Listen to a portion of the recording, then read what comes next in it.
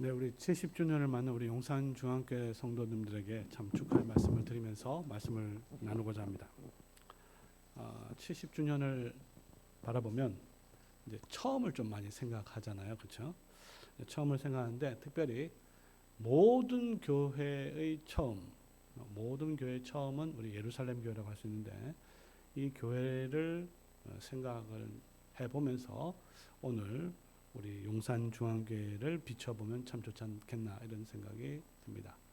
실제로 이 예루살렘 교회는 모든 교회의 표준이 돼야 되고, 그리고 이 교회가 올바로 가고 있는지 그렇지 않는지는 항상 말씀에 비춰봐야 되기 때문에 오늘 말씀은 특별히 70주년을 맞는 우리 용산중앙교회 성도들에게 큰 의미가 있지 않나 이런 생각이 듭니다. 예루살렘 교회를 우리가 여러 가지 이야기할 수가 있겠지만 이제 간단하게 이제 몇 가지를 말씀드리면 이렇게 이야기할 수가 있겠어요. 어떻게 세워졌느냐? 이 교회가, 예루살렘 교회가 사도행전 1장에 보면 이제 중요한 두 가지 구속사적인 사건이 있습니다. 하나는 우리 그리스도의 승천이죠. 그 다음에 두 번째는 승천한 다음에 있은 중요한 사건이 사도를 보선하는 작업이 이루어집니다.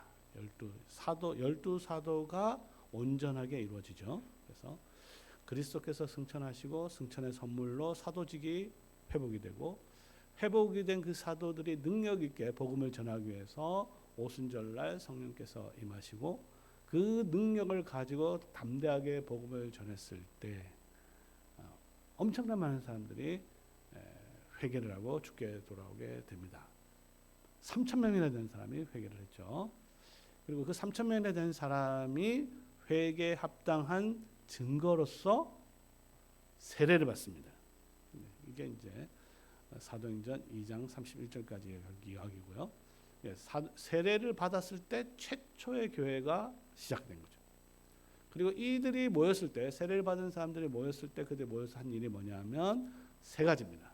그거 뭐냐면 사도들의 가르침을 받는 것이고, 그 다음에 교제하며 떡을 떼는 것이고, 그 다음에 기도에 전혀 힘쓰니라 이렇게 되었습니다. 그러니까 교회가 해야 될 일이 무엇인지를 아주 분명하게 보여주죠. 세례를 삼일체 이름으로 세례를 받은 성도들은 모여서 어떤 목사 개인의 의견을 듣거나 재미있는 이야기 이렇게 듣는 게 아니고 사도들에게서 전수된 사도적 가르침대로 하나님의 말씀을 들어야 되는 것이고, 근데 여기서 끝나면 그 교회는 학교에 머무를 가능성이 많습니다. 교회 오면 맨날 뭐 배우는 게 많잖아요. 그런데 이 교회가 교회되기 위해서 앞에 교는 가르칠 교고요, 뒤에 교는 사귈 교가 되겠습니다. 그러니까 교회가 되기 위해서는 사도적 가르침과 더불어서 뭐가 있어야 되냐면 코이노니가 있어야 됩니다. 이 코이노니아는 굉장히 중요한데, 왜냐하면 우리가 매주마다 사도신경을 통해서 무엇을 고백하냐면 거룩한 공교회를 고백하고, 그렇죠? 그 다음에 뭡니까? 성도의 교제를 믿는다. 우리 성도들이 어떻게 믿는지는 잘 모르겠지만 적어도 확실한 것은 적어도 입으로 매주 교회는 성도의 교제라는 것을 입으로는 고백을 하는 거죠. 입으로 고백하는 것이 구체적으로 행동으로 나타나는 것이 뭐냐면 떡을 떼고 나누는 것, 즉 성찬을 통해서 그것이 이루어지는 것을 보게 됩니다. 그래서 이 코이노니아야말로 이 교회를 설명하는 아주 중요한 신앙의 고백이 되겠습니다. 그래서 오늘 주제는 사도적 가르침도 중요하지만 오늘 주제는 이 코이노니아라는 개념으로 한번 하나님의 교회를 생각해 보고자 합니다. 그런데 이 코이노니아는 두 가지로 구성되어 있는데, 하나는 예배 속에서 이루어지고 하나는 삶 속에서 이루어지죠. 예배 속에서는 특별히 말씀의 교제와 그리스도의 살과 피에 의한 교제가 이루어지고, 그 다음에 삶 속에서는 자신들이 가지고 있는 소득을 통해서 이루어지는 것을 보게 됩니다. 그래서 그 소득을 가지고 자기 것을 여기지 않고 어떻게 하냐면 이것을 분배를 하는데, 분배의 중요한 원칙이 있어요. 그건 뭐냐면 각자의 필요에 따라서 나눠주는, 그것이 아주 중요한 예루살렘 교회의 특징이었습니다. 자, 이게 이제 최초로 설립된 예루살렘 교회의 모습인데 이 교회는 이제 사실 어떻게 보면 이제 첫 교회이기도 하고 어떻게 보면 시작하는 교회이기도 하고 어린 교회라고도 볼 수 있죠. 이 교회가 이제 계속 발전을 하게 되는데 사람들이 이제 계속 많아지게 되는 거예요. 오늘 뭐 1절에 보면 그렇게 되어 있죠. 어떻게 되어 있습니까? 그때 제자가 더 많아졌다 이렇게 됐습니다. 성도 여러분, 제자가 더 많아지는 거 좋은 일일까 나쁜 일일까요? 뭐 좋은 일입니다. 당연히. 교회는 더 많아져야 되겠죠. 왜 더 많아져야 될까? 근데 그것은 하나님께서 택한 백성들이 있고 그 백성들은 계속 와야 되는데 더 많아지는 거는 중요한 의미에서 하나님의 뜻이기도 하고 복이기도 합니다. 문제는 뭐냐 하면 더 많아진 것 그 자체가 복이 될 수 없다는 것도 중요합니다. 왜냐하면 사람들이 많아지면 지금은 꽉 찼는데 사람들이 더 많으면 앉을 자리도 없잖아요. 그러면 좀 안 왔으면 좋겠다 이런 생각이 들거든요. 뭐 저희 교회 같은 경우도 좀 굉장히 너무 많아가지고 장소가 좀 보통 문제가 아닌데 늘어나면 이게 사실 좀 짜증날 수도 있습니다. 그냥 좀 적당히 오고 뭐 딴 데 가든지 뭐 이렇게 생각할 수 있거든요. 많아지면 또 어떤 문제가 생기냐면 자기하고 맞는 사람 오면 좋겠는데 좀 안 맞는 사람이 오면은 그렇죠? 그래서 이 지역은 어떤지 모르겠는데 이 지역이 뭐 가난한 사람이 칩시다. 가난한 지역인데 어디 뭐 재벌 회장 뭐 이렇게 오면은 사실은 뭐 헌금 많이 하면 좋을 수도 있겠지만 이게 안 맞잖아요. 그럼 안 오면 좀 딴 데 가면 좋겠다. 뭐 이런 생각이 들 수도 있습니다. 어쨌든 초대교회는 이렇게 제자가 더 많아졌는데 그 안에서 갈등이 생겨요. 그러니까 성도 수가 늘어나면 반드시 예측을 해야 됩니다. 하나님의 복이기는 하지만 갈등이 일어날 수 있다. 이 갈등을 해결하지 못하면 교회는 가다가 바로 떨어집니다. 저는 신학 교수로서 이런 걸 전국에 너무 많이 보았습니다. 그러니까 잘 기억하세요. 이게 6장이 굉장히 중요합니다. 뭐냐면 하나님께서 우리 목사님 모셔서 말씀 사역도 하고 또 우리 열심히 전도도 하고 사람들 많이 오면 그 자체가 복은 아니라는 거예요. 그 자체가 오히려 잘못 하나님께서 주신 선물을 잘못 관리하면 교회가 한 번에 갈 수도 있습니다. 진짜 한 번에 가는 건 많아요.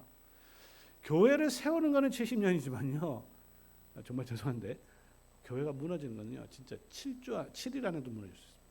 이게 교회 역사를 통해서 우리 경험을 통해서 알고 있는 것이죠. 예루살렘에도 이와 같은 위기가 찾아왔습니다. 자, 그럼 이걸 이제 어떻게 해야 될까? 자, 그러면 우리가 알아야 될 게 도대체 뭐가 문제냐? 문제의 핵심을 정확하게 알아야 되죠. 이렇게 되어 있습니다. 두 종류의 사람이 있는 거예요. 헬라파 유대인들이 있고 또 뭐가 있습니까? 히브리파 사람들이 있었어요. 히브리파 유대인들이 있었는 거죠. 우리로 치면 이렇게 이해할 수 있습니다. 예를 들어서 이 용산에 베트남 사람들이 몰려들었다 칩시다. 저 오늘 그렇게 얼마든지 가능하다 봅니다. 특히 지금 이제 우리나라 지방에는 그런 게 실제로 다수를 점하고 있어요. 그러니까 이런 일도 있잖아요. 어떤 이제 농촌에 학교가 있는데 전교생이 6명이에요. 근데 5명이 1명을 왕따를 시켜요. 왕따를 시켰는데 그 이유가 뭐냐면요. 그 1명만 유일하게 두 부모가 그러니까 부모가 한국 사람이에요. 나머지는 다 뭐예요? 둘 중에 1명이 외국인인 거죠. 이런 시대가 지금 우리 한국에 지금 일어나고 있거든요. 자, 그런데 우리 한국에도 막 지역에 베트남 사람들 막 오면 하나님께서 열심히 전도하면 하나님께서 부르시겠죠. 베트남 태생들이 오겠죠. 자, 그러면 이제 이걸 어떻게 이해를 할 것인가? 어떻게 환영해야 될 것인가? 같이 정말 갈 수 있을 것인가? 이제 이런 문제가 생기는 겁니다. 예루살렘에 그 문제가 생겼어요.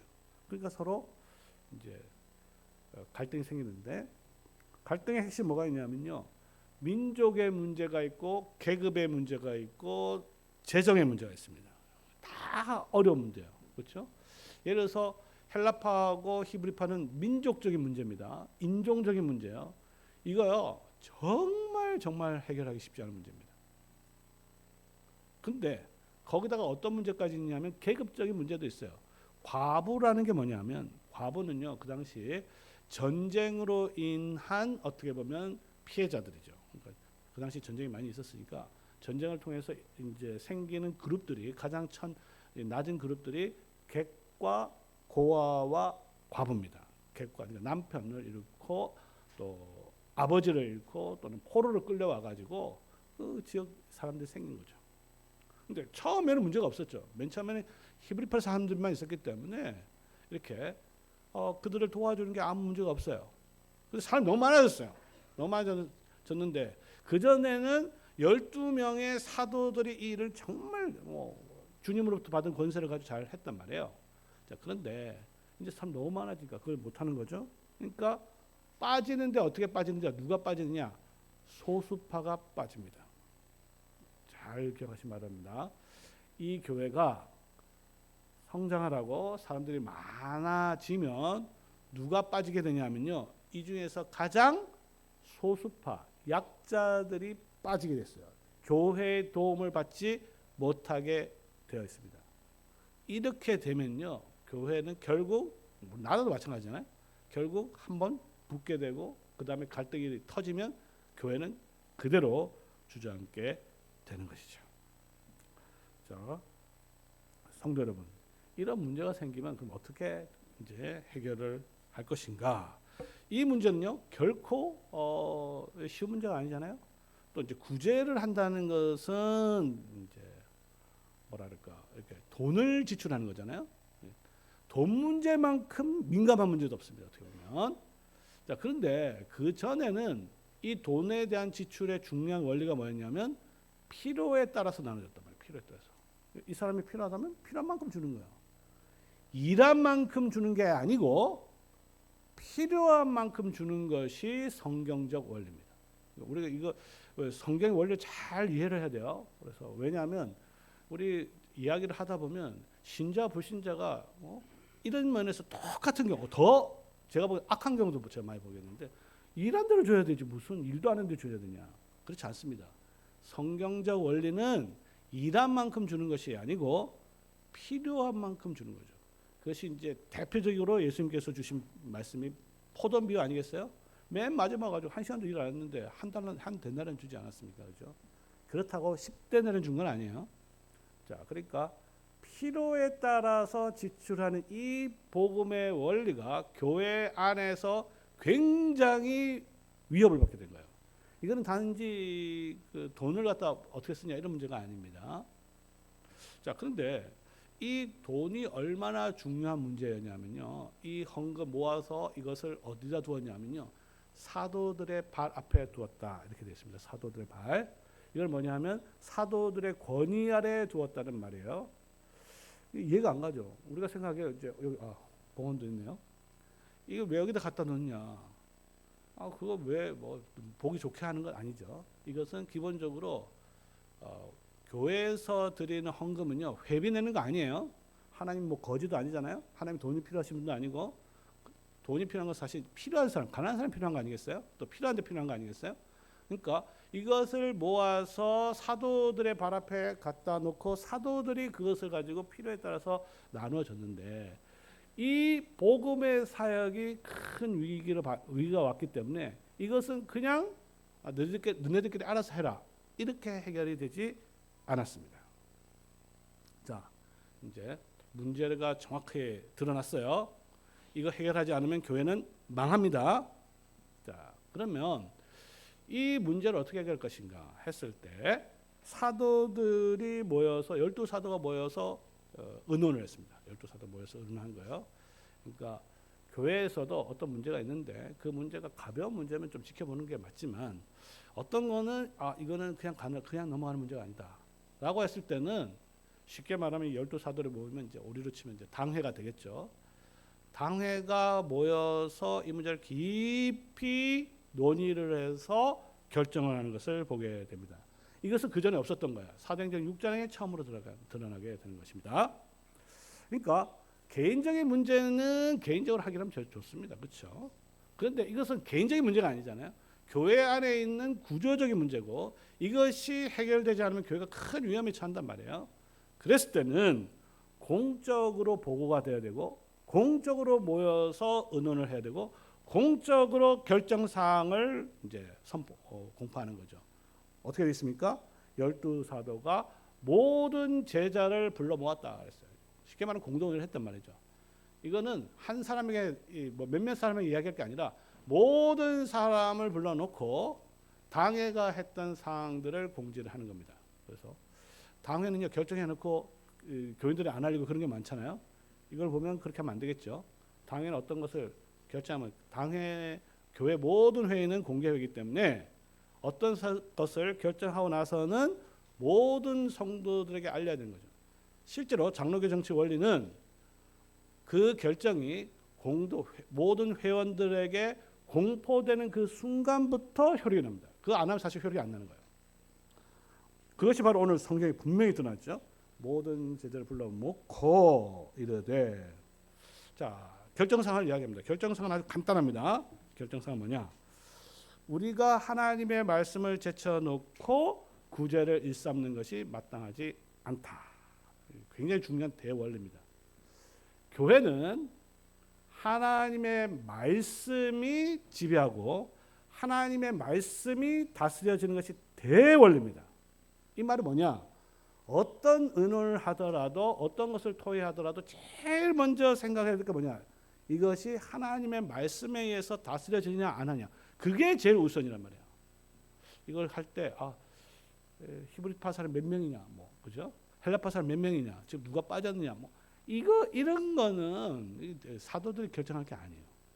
사도들이 생각해야 될 게 뭐냐면 결정한 건 뭐냐면 대원리, 대성경적 원리를 먼저 규정하는 겁니다. 그건 뭐냐면 어떤 교회에서 어떤 결정을 하든지 이 결정이 진짜 말씀이 지배하는 것, 말씀이 더 흥황하고 말씀을 서포트하는 건지 오히려 말씀을 갉아먹는 건지 한번 잘 생각해 보시기 바랍니다. 그걸 가지고 판단하는 거예요. 아무리 좋아 보여도 야 이렇게 하는 게 더 좋지 않냐. 그런데 그거 하면은 예를 들어서 우리 말씀이 더 힘을 얻겠나? 요거를 생각을 못하는 거죠.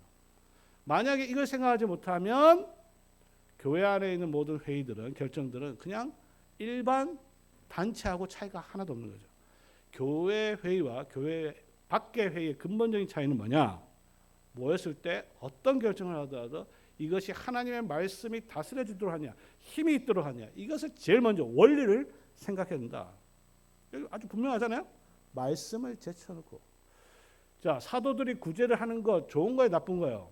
좋은 겁니다. 그리고 복음의 일꾼으로서 이 봉헌을 가지고 필요한 사람이 나눠주는 건 얼마나 좋은 일이에요. 하지만 그것을 했을 때 한 3,000명 정도까지는 괜찮은데 5,000명, 10,000명 했을 때 그걸 하려면 좋은 일이기는 하지만 뭐예요? 말씀의 사역이 위축이 되면 그것을 하도록 하면 안 되는 거죠. 예를 들어서 이렇게 이야기할 수도 있겠습니다. 목사님, 우리 교회 신방 좀 많이 해주세요. 신방하는 거 좋은 거죠. 꼭 해야 되는 거죠. 근데 너무 많이 하면 뭐 매주 하면 어떻게 됩니까? 하나의 말씀을 준비하는 게 시간이 줄어들 수밖에 없잖아요. 그럼 어떻게 됩니까? 당회가 모여서 목사님, 이거는 우리가 조정을 해야 됩니다. 목사님 적어도 설교 준비할 때는 적어도 예를 들어서 3일은 설교 준비하세요. 그 이틀은 신방을 하세요. 뭐 이렇게 정리를 해야 되는 거죠. 중요한 건 뭐냐면 아무리 교회에서 하는 것이 좋고 유익한다 할지라도 그것이 하나님의 말씀에 약화시키면 그건 해서 안 된다는 것을 보여줍니다. 그래서 구제도 좋은 것이고 구제도 반드시 해야 되는 거 우리 배웠죠. 코이노니아를 써서 꼭 해야 되는 일입니다. 사도적 가르침을 가르치는 것 굉장히 중요한 일입니다. 그러나 둘 중에 어느 것이 더 중요하고 우선이 있느냐, 그것은 사도적 가르침과 말씀이라는 것을 오늘 본문이 가르치고 있는 것이죠. 자, 대원칙에 따라서 사도들이 부칙을 결정합니다. 그러니까 우리가 교회에서 어떤 결정을 할 때 하나님의 말씀의 대원칙을 항상 생각해야 돼요. 그 다음에 그 원칙에 따라서 어떤 결정이 나와야 되는 겁니다. 뭐 참고로 저희 교회 같은 거는 어떤 결정이 나면 이렇게 이제 공포를 하는데 성경 말씀은 이렇게 이야기한다. 우리 신앙 고백은 이렇게 이야기하고 있다. 교회 헌법은 이렇게 이야기하고 있다. 우리 교회 경험들이 옛날 결정들이 이렇게 하고 있다. 그 결과 이런 결정을 합니다. 순서가 그렇게 되는 거죠. 자, 그러면 이 원칙에 따라 어떤 결정을 내리셨냐 하면은 명령을 내리죠. 이제 대원칙이 정해졌고 명령은 뭐냐면 너희 가운데서 성령과 지혜가 충만하여 칭찬 듣는 사람 7을 택하라. 우리가 이 일을 저에게 맡기고 우리는 기도하는 것과 말씀 전하는 것에 전무하리라. 자, 여기서 이제 정리가 됐죠. 교회 정치의 핵심은 정리를 하는 겁니다. 갈등이 생겼잖아요. 이걸 정리를 하는 것이죠. 정리를 할 때 뭐냐면 성도들이 해야 될 게 있어요. 그렇죠? 그 다음에 말씀의 사역자들이 해야 될 것이 있습니다. 이것을 딱 정리를 해버린 거예요. 자, 그러면 성도들이 해야 될 게 뭡니까? 성령과 지혜가 충만하여 칭찬 듣는 사람 7을 택하는 것. 그러니까 자, 여기서 이제 중요한 게 뭐냐면 7이라는 숫자는 누가 정했습니까? 사도들이 정했죠. 이거는 사도들이 정한 겁니다. 우리가 뭐 너희들이 알아서 정하라 아니에요. 7을 정했습니다. 이 7은 굉장히 중요한 의미가 있는 숫자입니다. 지금도 성경에 따라서 7을 택하고 그러면 안 되는 거예요. 이거는 교회가 창설된 시점이었기 때문에 자, 맨 처음에 교회는 몇 명의 직분자로 시작됐습니까? 그렇죠. 12의 사도로 시작됐습니다. 사도로 시작했는데 이방인들이 들어왔어요. 이방인들을 섬기기 위해서는 몇 명이 필요하냐? 몇 명이 필요할까요? 7이 필요한 거예요. 왜냐하면 이 12이라는 숫자는 기본적으로 그 숫자가 무엇을 대표하냐면 이스라엘의 12족속을 대표합니다. 이스라엘 12족속.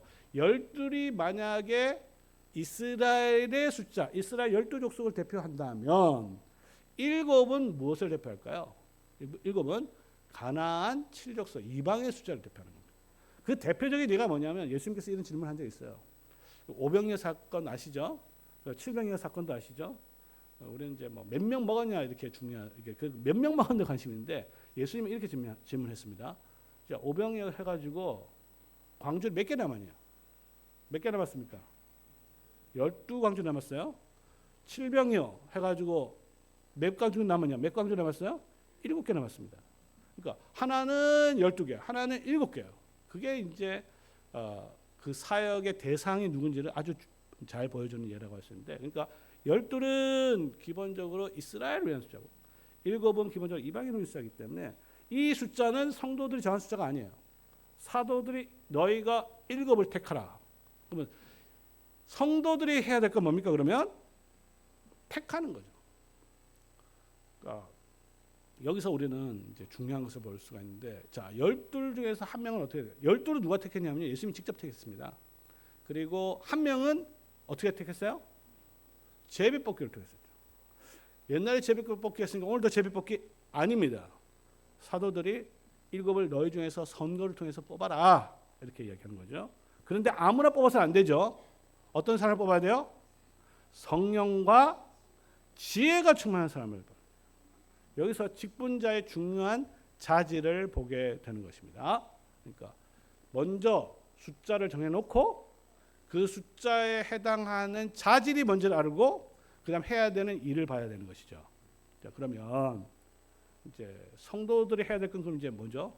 우리들 너네들 중에서 우리 중에 아니요. 너네들 중에서 우리 중에서 봐가지고 열심히 잘 살펴서 그렇죠? 이제 교회 안에서 이 투표라는 것은 이제 그 종교개혁 이후에 우리에게 주어진 선물인데 잘못하면 이거 세상 투표하고 똑같이 될 수 있습니다. 투표하는데 나한테 잘해준 사람 공표, 나한테 반쯤 쓰는 X표. 이거는요 세상하고 똑같은 거예요. 기준이 있어요. 기준. 구제의 이 일을 잘 하기 위해서 어떤 자질이 필요하냐? 뭐가 필요해요? 성령과 지혜가 중요해요. 여러분들 가정에서 지혜가 더 많은 사람이 있겠죠. 지혜가 있는 곳에 다툼이 그치느니라 잠언에 나왔잖아요. 그 다툼을 잘 해결하는 사람을 여러분들 가운데 눈여겨 평소에 봐야 되는 것이죠. 그래서 7을 택합니다. 그리고 사도들은 어떻게 합니까? 사도들은 내 이 일은 이제 너희가 뽑았으니 이 구제의 일을 그들에게 맡기고 우리는 말씀과 기도에 전무하리라 이렇게 말하고 있습니다.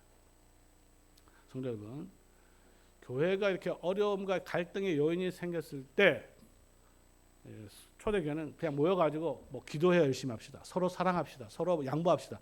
이렇게 해결한 게 아니에요. 어떻게 해결했느냐? 근본적인 문제는 성도들이 그러니까 쉽게 말하면 당회죠. 12사들 모여서 깊이 논의하고 말씀에 따라서 결정을 한 다음에 그 직무를 나눠서 정리를 해서 그리고 직분자를 세워서 이 갈등의 문제를 해결한 것을 보게 됩니다. 그러니까 그리고 그들이 세워졌을 때 또 사도들이 한 건 뭐냐면 직무를 맡길 때 그냥 뭐 해라 이렇게 한 게 아니죠. 어떻게 했습니까? 그들에게 안수를 해서 직분자로 엄중하게 구별하는 것을 보게 됩니다. 그러니까 여기서 보게 되는 것은 뭐냐면 이제 지혜에 대해서 좀 관심이 저는 있는데 구제를 담당해야 되니까 어떤 사람을 뽑아야 될까? 돈 많은 사람 뽑자. 이렇게 하지 않았어요. 왜냐하면 교회의 구제라는 거는요, 돈 많은 사람이 하는 게 아니에요. 어떻게 보면 물론 돈 많은 사람도 필요하죠. 또 예배당 건축할 때도 누가 돈을 많이 내야 되겠어요? 돈 많은 사람 내야 되죠, 당연히. 자, 그런데 신앙이 없다면 그 돈은 별 의미가 없는 거잖아요, 그렇죠? 신앙이 좋은 사람 뽑는다 그것도 아닙니다. 뭐긴 이제 또 나중에 보면 이제 믿음이 충만한 사람도 돼 있긴 하지만 어쨌든 중요한 자질이 지혜가 필요한데 그 지혜의 중요한 특성이 바로 교회 안에 있었던 갈등을 해결하는 거기 때문입니다. 그러니까 이 점에서 우리가 이제 저 사람 교회도 오래 다녔고 우리 사람도 잘 알고 뭐 이런 식으로 직분을 생각하면 안 된다는 거예요. 자, 이렇게 해서 성도들이 자신들 가운데서 그 많은 사람들 가운데서 분별하여서 7을 세웠습니다. 그리고 그 직분을 세운 결과가 어떤지를 한번 보면은, 자, 사도들이 제안했을 때 성도들이 그 말을 듣고 어떻게 했어요? 그렇죠, 기뻐했습니다. 이게 중요한 거예요. 사도를 생각했으니까 무조건 그냥 따라한다, 이거 아니에요. 쉽게 말하면 당회가 어떤 결정을 해서 성도들이 했는데 성도들이 그것을 다 기뻐한 거예요. 이거는 교회를 이끌어가는 데 있어서 대단히 중요합니다. 그러니까 왜 성도들이 어떤 결정을 했을 때 기뻐하지 않을까요? 기뻐하지 않는 이유는 일방적으로 그냥 뭐 해라 뭐 7명 왜 7명이야? 14명이지, 그렇죠? 뭐 이런 식으로 갈 수도 있는 거 아니겠어요? 자, 그랬을 때 그 이유를 잘 보고 왜 그렇게 했는지를 보고 설명하고 우리가 가진 상황을 다 이해를 했을 때 이러이러해서 이렇게 결정을 했구나. 그렇다면 우리가 기쁜 마음으로 얼마든지 순종해야 되겠다. 이렇게 생각이 된 거죠. 그래서 모든 사람들이 온 무리가 이 말을 기뻐하였다 했어요. 교회는요, 기쁨이 가득 찬 교회가 돼야 됩니다. 기쁨은 그냥 뭐 찬송 많이 하고 뭐 설교 열심히 하고 이런 것도 기쁨이죠, 사실. 또 교회는 무조건 밥이 맛있어야 돼요, 제가 보기엔. 기쁨입니다. 먹는 것도 기쁨이에요. 노는 것도 기쁨이에요. 그런데 교회 정치도 또 직분자를 세우는 것도 정말 중요한 기쁨이 돼야 돼요. 문제는 뭐냐면 하나님의 말씀을 제대로 이해하지 않으면요, 세상 얼마 우리 국회의원 투표했잖아요. 투표하셨나요? 투표했잖아요. 하고 나서 기뻐요, 슬퍼요? 어떤 사람 막 화가 엄청나게 나겠죠. 내가 찍은 사람 안 됐다고. 어떤 사람 내가 찍은 사람 됐다고. 그리 되는 거예요. 교회 안에도 그런 식의 사고 방식이 교회 안에 들어오면 똑같습니다. 세워지면 안 기뻐요. 야, 내 저 찍었는데 안 됐다. 이런 거 아니겠어요? 세상처럼 살면 선거를 해도 투표를 해도 뭐 선출을 해도 기분이 나쁜 거예요. 자, 그러나 우리가 하나님의 말씀을 잘 기억해서 그 일에 적합한 사람을 세우면 온 무리가 같이 기뻐하는 것이죠. 이 기쁨이 있어야 교회가 튼튼해지는 것입니다. 자, 그래서 세워졌어요. 세워졌으면 어떻게 되느냐? 어떻게 되는가 잘 봅시다. 제일 첫 번째 그 결과는 뭐냐면 교회 안에서 당연히 갈등이 사라지고 그야말로 샬롬, 평화가 이루어지는 거죠. 하나님 나라에 대해서 우리 바울 사도께서 아주 중요한 가르침을 우리에게 주셨는데, 뭐냐면 하나님 나라를 먹고 마시는 게 있는 것이 아니라, 물론 먹고 마시는 것도 중요하지만 의와 평강과 희락이다 하겠습니다. 교회 안에서는요, 하나님의 의가 올바름이 잘 실현돼야 됩니다. 그럼 그 결과 어떻게 되냐면 안에 있는 갈등이 해결되고 샬롬이 이루어집니다. 샬롬이 이루어지면 그 결과는 뭐냐면 큰 기쁨이에요. 이게 교회 정치의 아주 중요한 핵심 원리가 되겠습니다. 그래서 기쁨, 갈등이 해결되고 기뻐하고 얼마나 좋아요. 그 많은 교회가 기뻐했다. 자, 그런데 아시겠지만 이 직분자를 잘못 세우면 엉망이 되는 겁니다. 오히려 갈등이 더 고착화되는 경우, 더 커지는 경우도 우리는 많이 경험할 수가 있는 것이죠. 실제로 제가 교회사를 전공했는데 교회사를 보면요, 진짜 엉망인 사람을 세워서 교회가 무너진 경우 너무 많이 보게 되는 것입니다. 실제로 교회사 역사 속에서는요, 이 직분이 하나님께서 그리스도께서 승천하신 그 승리의 선물로 우리에게 주신 것인데 이것에 대한 이해가 너무너무나 없어지다 보니까 어떻게 되냐면 직분이 그야말로 감투가 돼버리고 여러 가지 엉망으로 그야말로 타락이 이루어지게 된 것이죠. 자, 갈등이 해결되고 기쁨이 회복이 되고 평강이 찾아왔어요. 그 다음 어떤 결과가 일어나는가? 하나님의 말씀이 점점 왕성해졌다. 힘을 얻는 거죠. 그건 당연하겠죠. 그러니까 새로 생긴 직분자들이 그 구제가 빠지는 소수들을 잘 그죠? 일을 하니까 그 불만이 잠재워진 것이고 사도들은 이전에 그 일을 했는데 그 일을 이제 안 하고 말씀과 기도에 전무하니 더하니 말씀을 훨씬 더 잘 많이 전하겠죠. 그래서 말씀이 흥황했다. 왕성해졌다. 앞에서 우리가 봤듯이 직분자를 세운 이유가 뭐였습니까? 말씀 사역의 방해를 받았기 때문이다. 그런데 이제는 말씀에 전무하니 당연히 더 많은 사람이 복음을 듣고 더 많은 사람이 제자의 수가 더 심히 많아졌다. 이렇게 되는 거죠. 그런데 오늘 본문에 보면 그러니까 더 말씀을 사역을 많이 하고 더 숫자도 많아졌을 뿐만 아니라 마지막에 어떻게 되냐? 허다한 제사장의 무리도 여기 믿음입니다. 이 믿음, 이 하나님의 말씀, 사실 믿음 말씀인데 고백이라 할 수 있어요. 이 믿음에 복종하니라. 이 제사장들이 어떤 사람인지 여러분 잘 기억하시기 바랍니다. 이 제사장들은 불과 한 50일 전에, 좀 많아봤자 60일, 70일 전에, 불과 2달 전에 어떻게 했어요? 이들이 모여가지고 예수님을 재판해가지고 어떻게 했습니까? 십자가에 못 박아서 재판한 사람들이에요. 복음의 가장 큰 대적자들이었습니다. 이 대적자들도 허다한 많은 숫자의 대제사장들도 어떻게 했어요? 하나님의 말씀에 복종하였다. 이게 바로 사도행전 6장에 일어났던 아주 중요한 말씀의 결과라는 것을 보게 됩니다. 성도 여러분, 오늘 본문을 통해서 우리는 이 직분자를 세우는 것이 얼마나 중요한지를 보게 됩니다. 그렇죠? 승천하신 그리스도께서 직분자를 세워서 직분자의 섬김을 통해서 다스리는 것이 교회라는 것을 절대 잊으시 마시기 바랍니다.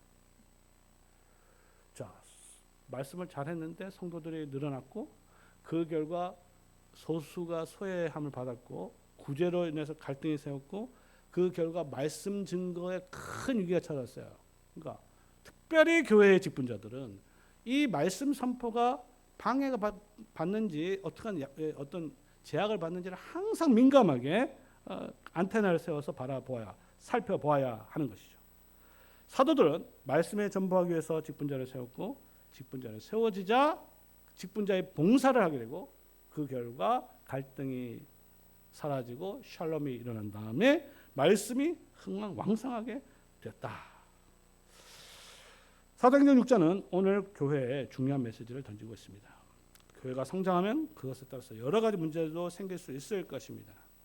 이 문제를 근본적으로 잘 해결할 수 있는 방법은 그 직무를 잘 할 수 있는 직분자들을 우리 가운데서 분별을 가지고 세우는 것입니다.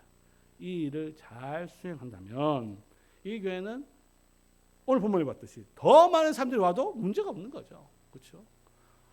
이 문제가 해결이 되지 않았는데 사람만 많이 오면 어떻게 돼요? 그 문제는 더 악화가 되는 겁니다. 그러니까 하나님께서 보내주실 때 감사하는 마음으로 우리 안에 있는 문제를 계속 말씀에 따라 해결을 해야 되는 것이죠. 따라서 70주년 맞는 우리 성도 여러분, 우리 모두 우리 교회 안에서 신실한 직분자들, 충성스러운 직분자들이 잘 세워질 수 있도록 기도하시고 우리 가운데 분별력을 잘 사용하시기 바라고 이를 위해서 하나님의 말씀을 통해서 직분에 대한 가르침을 잘 평소에 배우시기 바랍니다. 그렇다면 하나님께서는 그 기도를 들어주실 것입니다. 그리하여서 직분자를 통해서 직분자의 섬김을 통해서 그리스도 승천하신 그리스도 하늘에 계신 그리스도의 통치가 이 용산교회에서 잘 이루어지기를 복되신 성부와 성자와 성령의 이름으로 축원합니다. 아멘.